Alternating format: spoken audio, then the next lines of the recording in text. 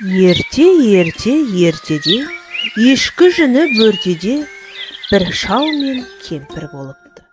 Шалы бір күні кемпіріне: Әжесі, қарным ашты, бауырсақ пісіріп берші. Үйде он жоқ қой, неден пісіреміз? Онда қаптың түбін қағып көр.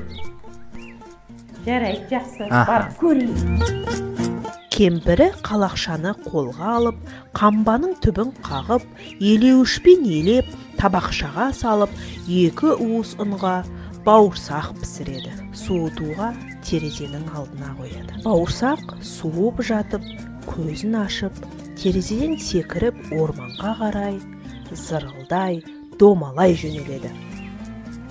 Жол бойымен домалап келе жатса, алдынан ұзын құлақ қоян кездеседі. Сонда қоян бауырсаққа: «Әй, бауырсақ, мен сені жеймін», депті. Қоян мені жемеші, мен саған ән айтып беремін.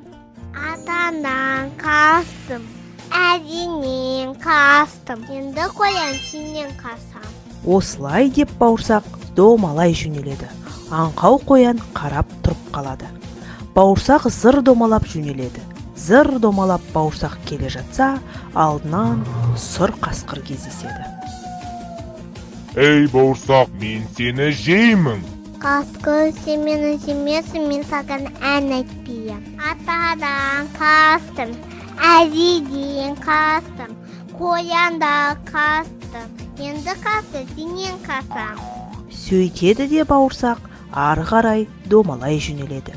Домалап бауырсақ тағы да алдынан қорбаңдаған қоңыр аюды кезіктіреді. «Ей, бауырсақ, мен сені жеймін!» депті аю. Сен мені жемесің, аяға тай, мен саған ән айтып беремін. Атадан қастым, әжеден қастым, қасқырда қастым, енді аю ағатай сенен қастамын.